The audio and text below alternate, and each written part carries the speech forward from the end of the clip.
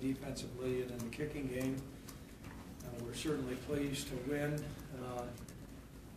late Saturday night, and looking forward to a great opportunity to play Utah State this week on Friday. It's a little bit of a short week, so we'll have some adjusting to do, but we're well schooled up on that. So I know we have some media people on the phone, and I'll address some of those questions right now, and then we'll go to our media that's present. So gentlemen that are on the phone, open up to questions to you.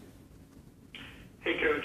Keith Kelly over at KFBC in Cheyenne. You mentioned a short week and adjusting to it. What kind of things do change when you have, playing a day earlier than usual?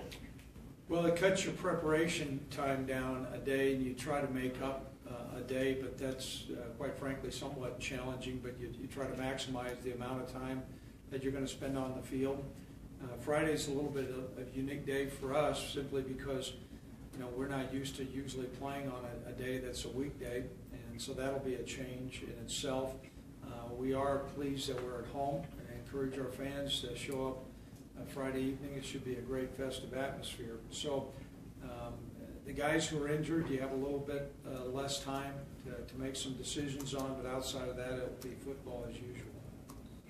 Quarterback that they're doing, it seems like they really haven't missed a beat, sitting 3-1 in the conference. Right.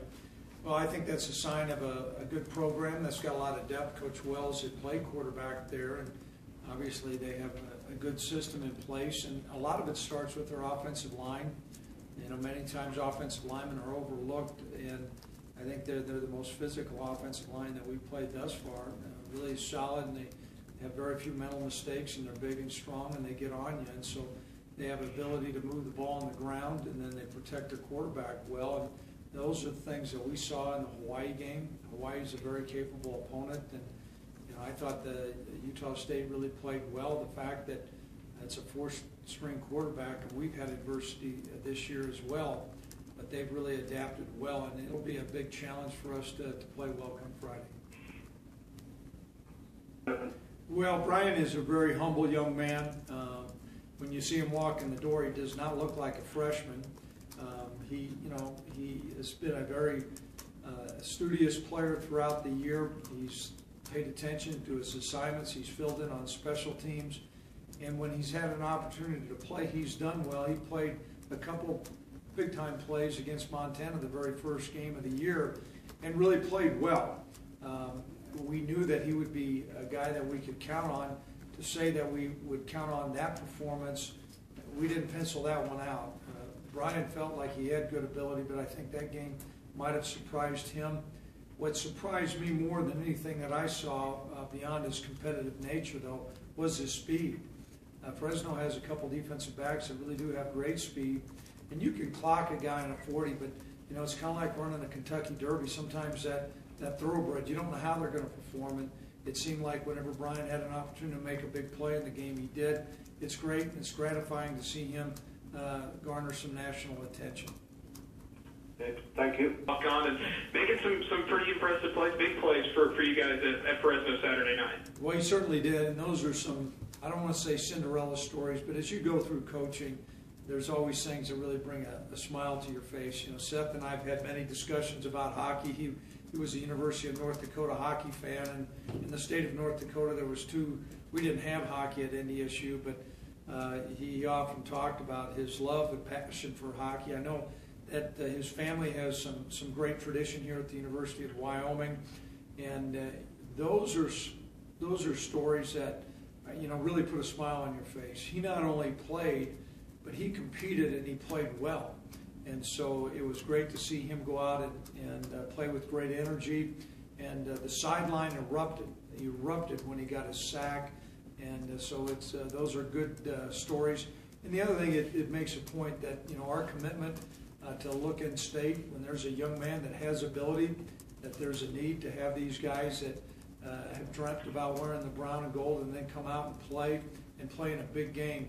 I know that his family was certainly excited about that, and we were as well.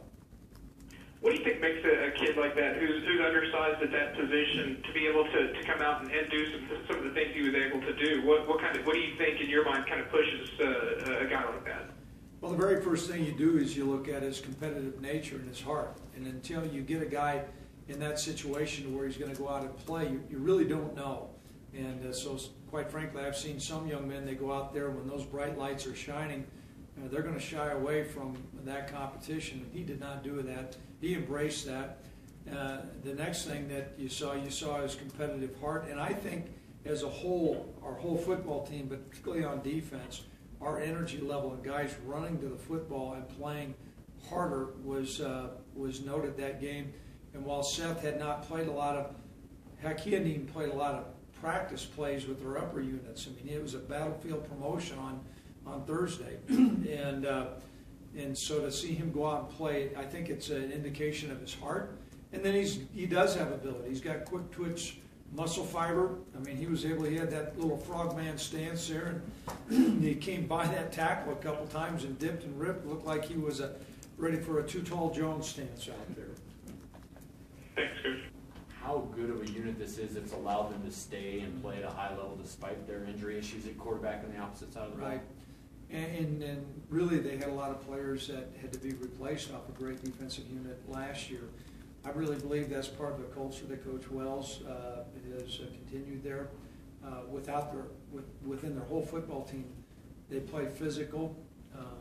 Their lines of scrimmage, both offensively and defense, are noted that way. And what you'll see is typically when teams are built like that, they're going to scrimmage each other in the spring and in fall camp, and so you develop that nature. We're in the process of trying to do that. We deploy our guys in a different defensive fashion than they do. They have a scheme that is fairly complex, a lot of different looks, but they play at a very fast pace, and they have very few mental errors. And so that's a good combination, and it's going to pose a big, big challenge for us. Craig, can you give us an update injury-wise with some of the guys that you know at least now that you may get back, or any of their statuses? You know, the guys that we may get back, I don't know if there's a big difference. We'll know later on in the week. You know, Sonny was not able to make the trip, and that's going to be a day-to-day call. Jesse's the same way. We're in hopes to have them back, but they won't practice tonight, Robert. What was encouraging, though, was we came through that game we came through the game healthy, and that's the first time I can say that in a long, long time. So, but when we add these other guys back in, I can't tell you how. When we get an update as the week goes along, we'll let you know. Is Riley in the same boat too? Just to continue to evaluate, is he in the same boat? You know, concussions are difficult for me to make comments on. They used to grade concussions. They don't grade concussions anymore. They just said he's concussed, and he'll go through the proper protocol before he's returned back to contact. Coach, how nice was it to kind of get the interception monkey off of the bat in that game last weekend? Well, you brought it up, and I can tell you we almost got I was thinking we were going to get an unsportsmanlike conduct penalty because while it seemed like an interception that was just off of maybe a tip and an overthrow, you saw our sideline just erupt. Coaches were running around dancing, players were on the field. We had gone so long. That's been the longest drought. And when you go watch us practice, and you're not allowed to watch practice, but you'll see, I mean, countless drops after countless drops. I mean, I want to tell those guys, go to the sporting goods store and buy a new set of hands. So it was great to see a couple interceptions there. And you know, the second one was a big-time play. And it was really heartwarming to see Finley as a guy who's, you know, been really challenged, come up with two big plays here. You mentioning Finley, you said that he was going to play a lot more last week. How do you feel like he kind of stepped up to the challenge? He's a smaller guy, but he seems to be a pretty physical kid too. He really is, and he does compete, and he plays at a high level. And as we're redefining our defense, and you see all kinds of different numbers in there, what we're finding is who are the guys that are really competitors? Who are going to play at a really fast level? Who's going to go out and just play really hard? You know, it was interesting. A player that we had, and I don't want to address NDSU a lot, but the New York Jets have decided to start Marcus Williams for the rest of the year. Marcus is the reason why they say he plays hard, and we're gaining that nature, and so you're seeing different guys out there playing. And some of it is which guys are going to play and run Mach 1 and play as hard as they can. Iran's one of them. Craig, do you also like, obviously we talk a lot about Brian, but I know Josh and even Omar got some carries. Now those are kind of your three guys. Are you pleased where, I know they can't learn everything all in one week, but are you pleased with how they're coming along and where they're at right now? Well, we thought for the short amount of time that Josh had with us, he came in and competed well. I know he played against Colorado State some, and that was a late addition to the travel squad. He was out there playing during the course of the game. He had the big run and did a couple of scored two touchdowns, I believe. So that was encouraging. I think a lot of it comes back to also during fall camp or double repping. While at times you think that may be a waste of time, here's a case in point of Seth Adine or Josh or Omar that at least going in and having an understanding of our base fundamentals and what we're doing within our system, they have that foundation there. Now, every game you tweak certain things, and so we're having to do that right now with them. But yeah, we're pleased with where we're at. Correct. Oftentimes in big numbers like Brian got, the offensive line kind of gets overlooked in that situation. Just talk about how you thought the offensive line played their first game really back-to-back that they played together. I think that's a real big key to his success. I know on the one long run he got caught from behind, but I mean, he didn't have to break a tackle, and that's I think that's a real credit to the offensive line and Coach Fuchs and those guys. It's been good to at least have the same group. Before it was always like musical chairs, and we're still going to be shuffling some guys around, but they're all getting those reps in practice, and that certainly helped. And the other thing is we're starting to understand how to finish off blocks better, and guys getting downfield and players at the point of attack moving people. And some of that comes about because of familiarity, and some of it comes about because I think our guys are understanding we wanted to play harder, we wanted to play more physical, and that certainly was the case on Saturday night. How do you feel like games? He seems to be getting more and more comfortable with what he's doing. We really believe he's playing excellent in Saturday's game. I believe it was by far his best game, although he's played well at times. But if you look at the number of throws he's had without an interception, his completion typically is right around 60%. And those numbers sometimes can be skewed a little bit because a lot of those throws have been downfield vertical throws where your percentages go down significantly. And so Kobe's done a good job of managing our offense, and I thought he played his best game, and a couple of the plays that he had exceeded my expectation. I thought his throw to Jake, and I don't know if it was in the first or second quarter, was a great throw. And there were many other throws where he was able to take the ball, throw it across the field, throw it on a rope, and that shows his strength and his ability, and that's going to open up our playbook even more. So disruptive, I guess.